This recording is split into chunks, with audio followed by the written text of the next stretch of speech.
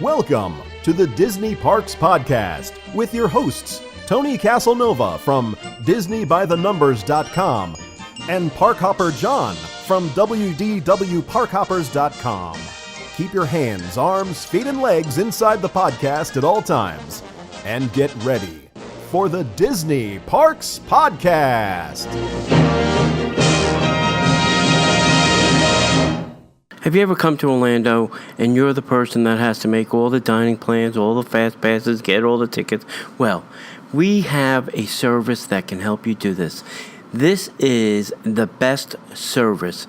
They are themeparkconcierge.com. You can call them up at 407-257-9973. Tell them your plans. They'll send you a little profile, get some information about you and your traveling party and what you want to do, what you don't want to do. And then they can set up a custom plan for you. And they'll take you around the parks. They'll make the dining plans. They'll get the fast passes. They'll take you to Walt Disney World. They'll take you to Universal. They'll take you to Busch Gardens, to SeaWorld, to Legoland, to all of those places. And they will do all of the work for you.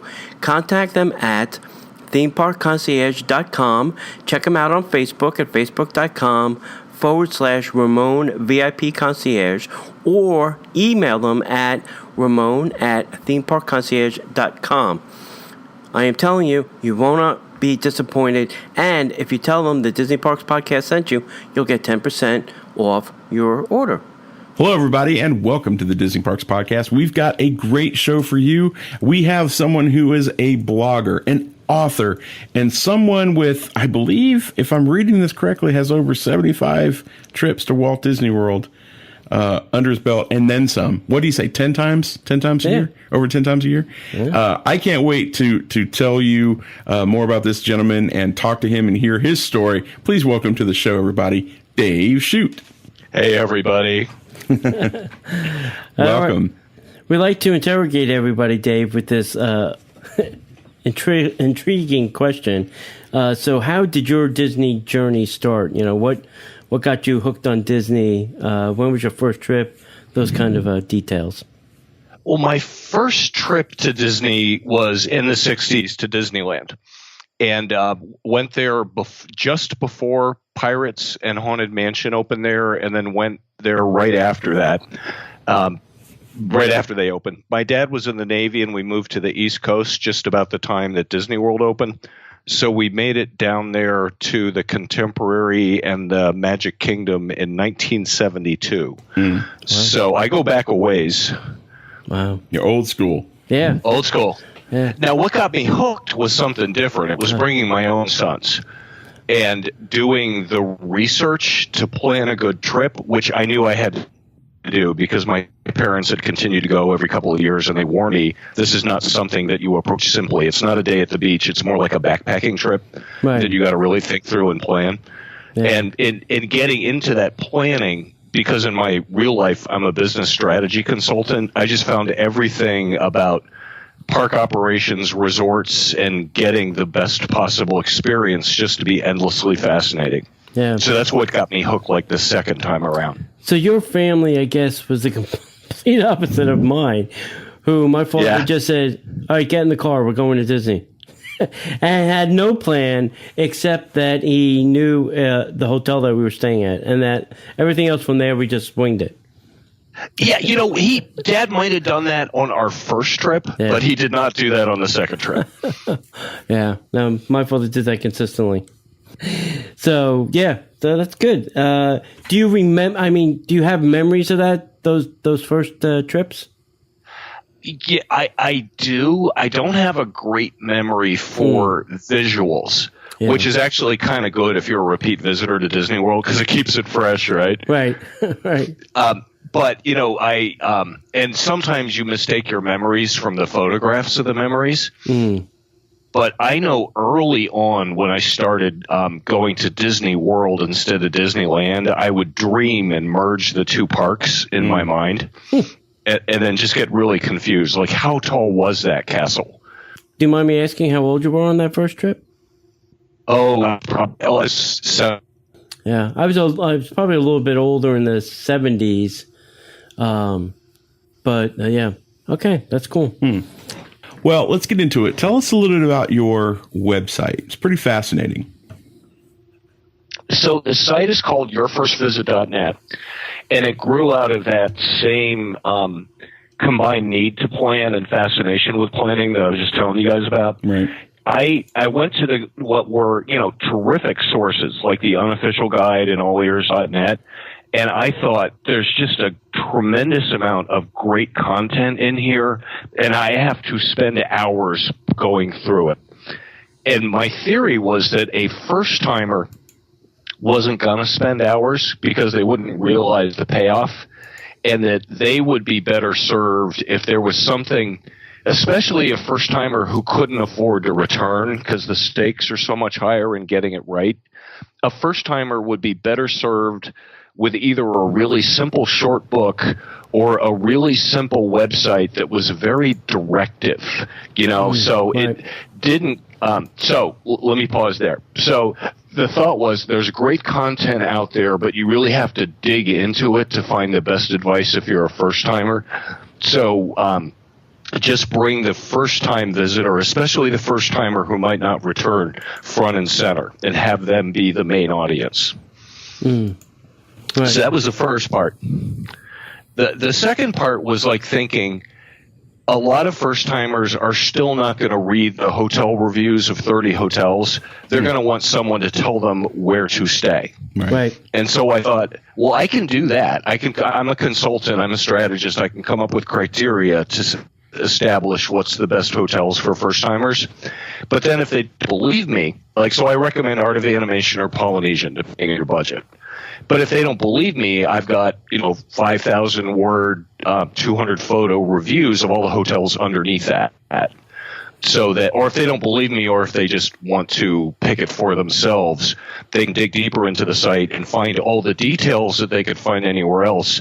But it always starts with a here's what you should do and why. Okay. That's a good idea.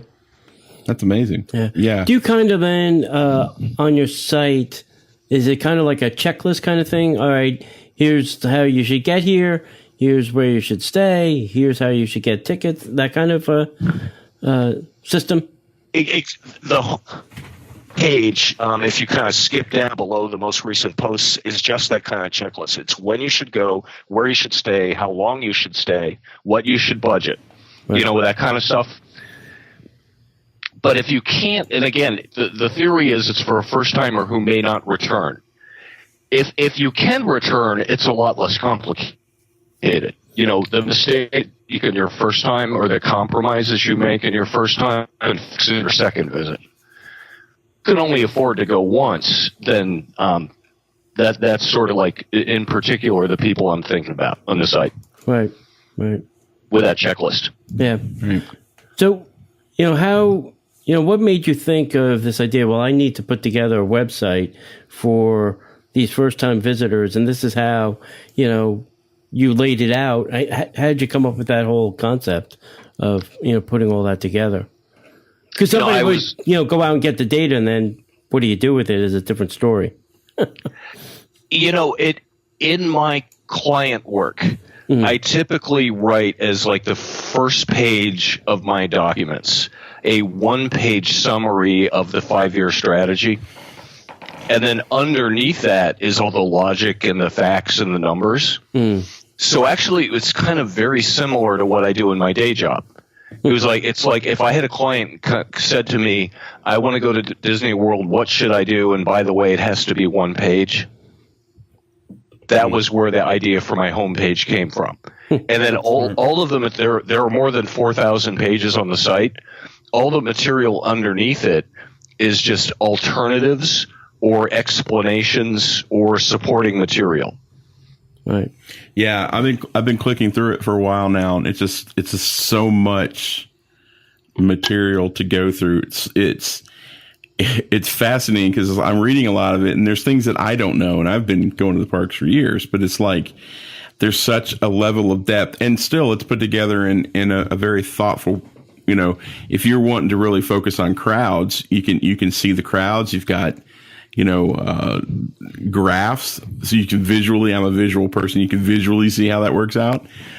Times, best times to come. So it's really great for that. And you've got, budget, if you got budget concerns. So it's very helpful for someone who is planning their trip. I can especially see it for first timer, but even for someone who's been a lot of times, it's a lot of useful information there. Oh, I get much more traffic from returning visitors than I do from first timers, because first timers don't know that they should be thinking about this stuff. Whereas returning visitors are always wondering what's new in the parks or what different hotels might I try this time. Right. Yeah. And we get those questions, and it's great for this because it's a great resource to say, hey, look, here's a resource. If you want to know all the latest and greatest, if you don't want to, if you try not to just read blog posts from, news aggregates, this is just pure information that you can take and assimilate at your own pace. It's great. Yeah. Thank you. Yeah. Thanks. So what do you consider, you talk about mistakes that first timers make. What would you say are your top, 2 or 3 biggest mistakes that first timers make? I'm going to divide it into 2 types of first timers: the ones that can never come back, because they can't afford it, right, or the ones that can. The ones that can never go back, they go when their kids are too young. That's the biggest mistake they make. Yeah. What distinguishes Disney from other theme parks is that it's made for adults as much as it is for kids. So there's a lot of sophistication and fun in the rides that a 5-year-old is just going to miss out on, but an 8-year-old can largely capture. Right. So for first timers who can never return, they're taking their kids when the kids are too young. They would have so much more fun, and both as a family and as individual kids if they came later. The second biggest mistake, which applies to everybody, is going when it's convenient rather than when it's cheap or when it's less crowded. Yeah. So you guys know exactly what I mean by that. Oh, yeah. Yeah. As a local, we always why would you in your right mind ever come down here during summer? Or 4th of July or spring break or Christmas Day. And I think the third mistake is sort of like a two-sided coin. These days, one side of that coin is paying way too much to stay in an on-site hotel, especially a deluxe. But the flip side is not realizing just how many benefits, especially in the world of FastPass Plus and 60-day booking times for FastPass Plus, you get from staying on an on-site hotel. So I'm not sure that either is the wrong or right answer, but you got to know exactly what the difference is before you choose one or the other. Right. Yeah. Yeah, and that's super practical. A lot of times, people ask us, what's the one thing that you would tell people that are coming? And we bypass all of that and go straight to explore your resort. Don't feel like you have to see everything in the parks all the time. Right. So it's great to get your perspective to see, because you probably got statistical data that probably backs that up way more than Tony and I may have, but we can only tell you what we've seen. Yeah. But those are certainly, I can remember making a lot of those mistakes my first few times too. So it's brilliant. Yeah. Thank you, man.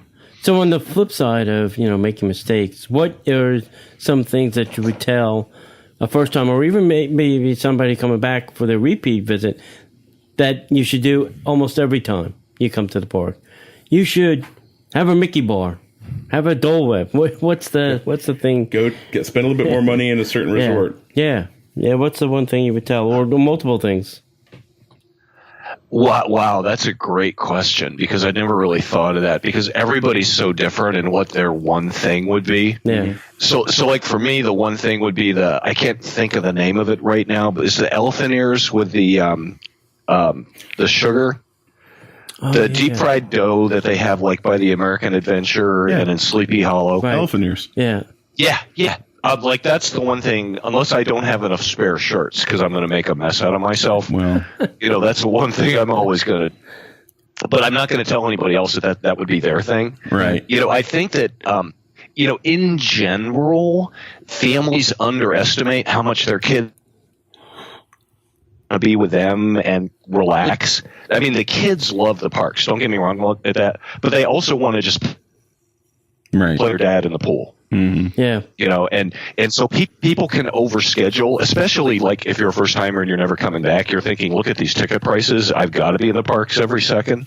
Yeah. And it's like, no, man, you've already paid for your tickets. You can't make them any cheaper by an action you take. All you can do is have more or less fun. Right. Mm. Yeah, it was interesting. I went to a media event, oh my God, a long time ago. And Disney had done a survey. I don't know, it was like of 2,000 kids under the age of 18. And the number one thing they wanted to do at Disney World was use the pool. Not go to the park, not go on a ride, but use the pool. Mm. And I totally believe it. And, you know, you go to a pool in January when it's 60 degrees and a light rain, and there's still kids running around the pool. Yeah. Yeah. Oh, yeah. Yeah. And I think, and some really miserable looking moms. but I think what you said earlier about the mistakes, flipping it around, you know, the one thing is to also remember, you know, the money that you're spending or overspending, don't let that get in the way of not only having fun, but having experiences. Because, you know, all three of us talking right now are old hats at Disney. And right. It's become, and I don't know if it's this way for you, and I'm fairly confident that I'm speaking for my friend, because Tony and I have had this conversation 1,000 times.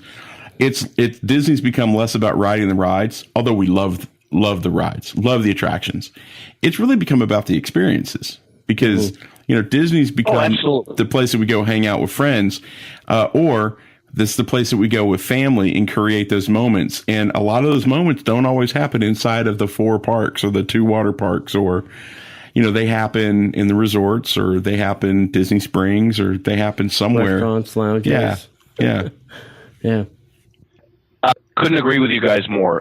When my younger son and I are in Disney World, sometimes we'll go to the Magic Kingdom and we won't do anything except be at the Magic Kingdom. We won't be, but we will be in the space, and we'll recollect other times, and we'll have a great time then.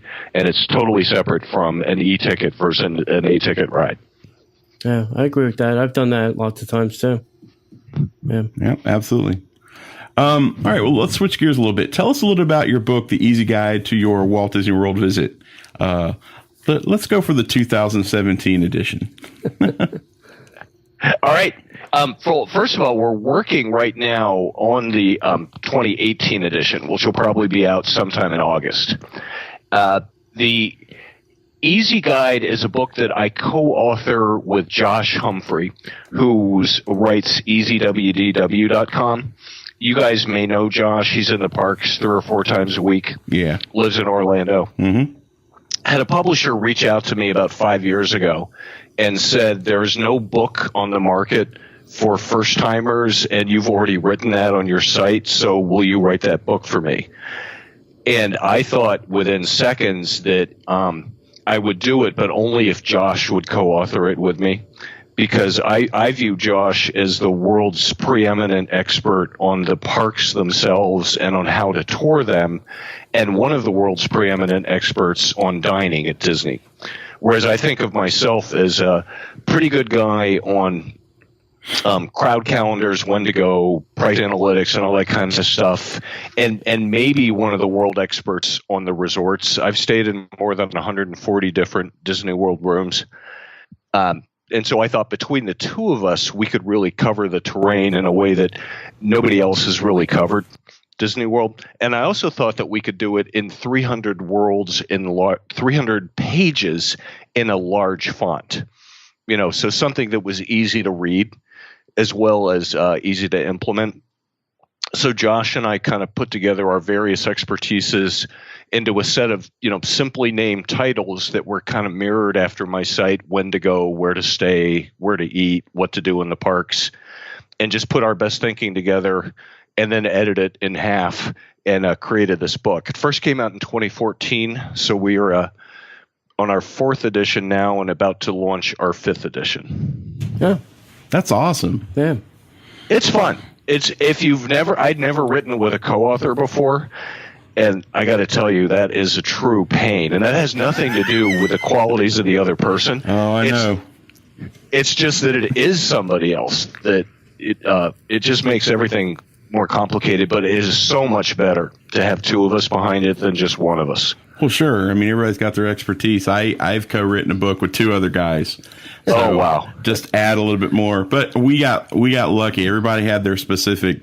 Not that this is all about you. This isn't about me, but it's all about your specific expertise and what you bring to the table. The hard part, and see if you agree, is compiling the final cut, the final draft. Somebody has to be the bad guy. The bad guy. Yeah. You know, Tony's the smart one of the bunch. Tony just wrote his own book and said, "The heck with you guys. I don't want nobody's help. Yeah. I'll do it on my own, dadgummit." So. Yeah, I can't disagree that Tony was a smart guy. That'll be the first time he's probably ever heard that. Hey, watch it. I'm just kidding. But we each took the lead on certain chapters, but there was still a lot of debate within them. And what made it more of a pain was that we have very different styles. Like, as you could tell, I talk in a complicated way with parentheses and dashes and semicolons and stuff. And Josh is a simple declarative writer. Right. And so I'm at the same time, I'm editing his stuff to make it more complicated, and he's editing my stuff to make it simpler. Right. All righty then. Yes. So we found a happy medium that was closer to Josh's style than mine. Good. Okay, good. Cool. So, the book is, the easy guide, but would you say that, veterans and seasoned, annual pass holders could, probably learn a thing or two from the book as well? I am so convinced that I will tell each of you that if you read it, and if you don't learn something new, I'll send you each 10 more copies free to give around to your friends. Really? Mm. Yeah. There's and that's more a statement about Disney than it is about mine and Josh's expertise. It's so huge and so complicated that even if you've been studying it for decades, that there's still something new around the corner. Yeah. Yeah, I mean, that's true. I mean, we learn something every time we go. Yeah. Talking to cast members, walking down the street, looking at stuff, going, hey, what's that? So yeah. Yeah. But, I think, honestly, the only thing in the book that's pretty much only for first-timers is how old and tall your kids should be and how long should you visit for. Because once you've gone once, you kind of understand enough about the place that you can make those judgments yourself. Right. Everything else, the ride reviews, the rides are new. We'll have Pandora in the book within a month.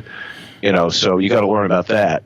We'll have Copper Creek in the book within a month. I'm staying there in July 19th and 20th to see what that looks like. Nice. Breaking in the beds.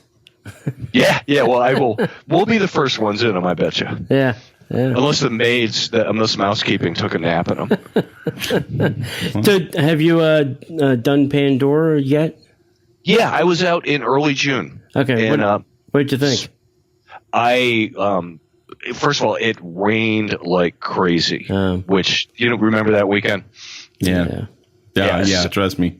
Yeah, I remember that weekend very well. But I was just thrilled. I was so much more impressed than I expected to be. I think Flight of Passage is the best thing at Disney World. I think Navi River Journey is a bit of a disappointment as a ride. It kind of reminds me of Under the Sea. Yeah. A lot of fanfare and not a whole lot to it, but it's a great ride system. I can see it as other Avatar movies come out someday, them adding content to it and making it into something really cool someday. And then the actual physical setting, especially at night in the rain, is just gorgeous. Yeah. It's just gorgeous. Yeah, there is no arguing the land. The land itself is just amazing. I do have a couple of concerns about the giant eggplant that spews water on people when you rub it the right way. But other than that, I think it's amazing. But like you said, there's a couple things that were a little disappointing. But do you think that as movies come out, as more people are reacquainted with the world of Pandora, that Disney will add more stuff? Do you think? You think they'll add more attractions? Well, they've got capacity if they want to. I think in the medium term, and I guess the next movie's not out. They delayed it again. I've lost track. Is it 2019 now or 2020? Yeah, 2020. Yeah, I mean, it kind of hits the point where sort of who cares? Yeah. But that ride system, the ride system of Navi River Journey is so flexible in terms of the screen-based ride system that they could add content if they wanted to. Totally agree. I think the only thing with Pandora, just to not get more notch, is a lot of people I speak to don't have any kind of emotional connection to the land because A, they haven't seen the movie, or B, saw the movie and don't care. Yeah. Right. So they have no I'm with you emotional. on that totally, but I saw Haunted Mansion and Pirates of the Caribbean when I was a kid, and there was no connection of those rides to anything in the Disney canon. And those not only were great rides, but they were groundbreaking rides, and they're still probably two of the 4 or 5 most iconic rides in all of Disney. Space Mountain is the same way. Great ride, I ride or not. And then it might be even, everything else is exactly the same. It might be even better. It had that kind of emotional connection to something that Pandora, frankly, just doesn't have. Even people who love that movie, how much can they love it? What's to love? But I don't think that it's a missed opportunity, because I think it was just that it's a stunning setting and just one truly great ride. We've been there, done that. Yeah. Yeah. Well, what made specifically for me, and only speaking for me, the Pandora thing difficult. Let's, of course, again, now we're talking about Pandora. I don't mean to get away from talking about your projects, but it's the fact that for 7 years, and we got 2 attractions. That's what disappointed me in that. And it was really hard for me. Whereas when I walk into Pirates or Haunted Mansion, I've not been a Disney fan for that long, but the first time I ever rode Haunted Mansion, I was captivated. And it was just a weird disconnect for me for Pandora for some reason, but it's maybe just me. That's a me thing, maybe. I think there are 2 parts to that. One is the 7 years, and one is the just 2 attractions. 7 years is like appalling, right? No one would disagree with that. Disney can't even seem to paint a fence in less than 9 months. So I'm going to steal that, by the way. That was brilliant. You can have it, man. But then the just 2 rides. I mean, the first Harry Potter had 1 ride, 1 and 2 repurposed rides, or 3, depending on how you want to count them. The second Harry Potter had just 1 ride, and then a train, which you can then count as a second ride if you want to. Mm-hmm. So, and those are both like stunning, great experiences. So I'm okay with the 2 rides. Would I have liked 3? Yes. I hear that the initial plan was for 3, and that Navi River was actually supposed to be how you got into Pandora. I don't know. I just hear that. I can't say whether it's true or not, but it's a fun rumor.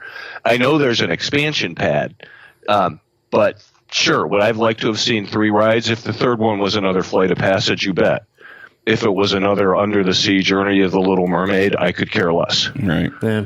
Well, we'll have to see. Only time will tell. Disneyland was built in a year, and Pandora was built in 7, so...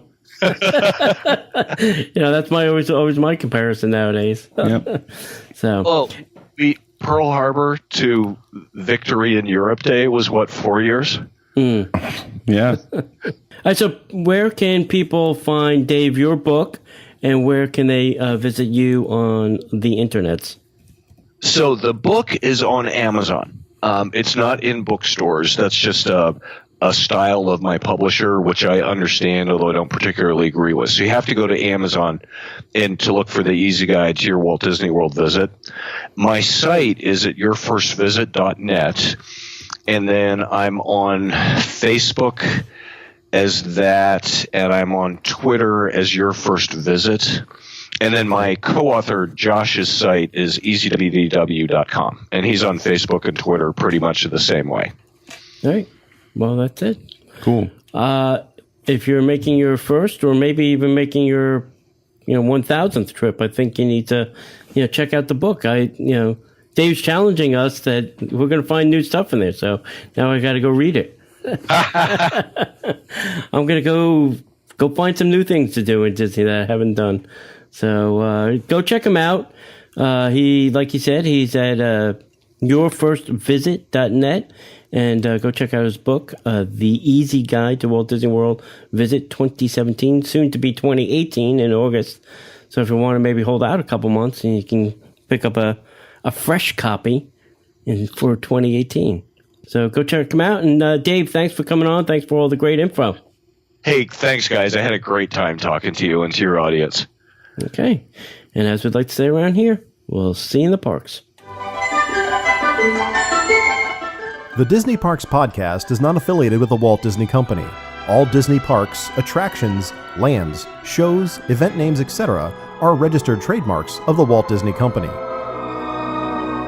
Like a boat out of the blue, fate steps in and sees you through.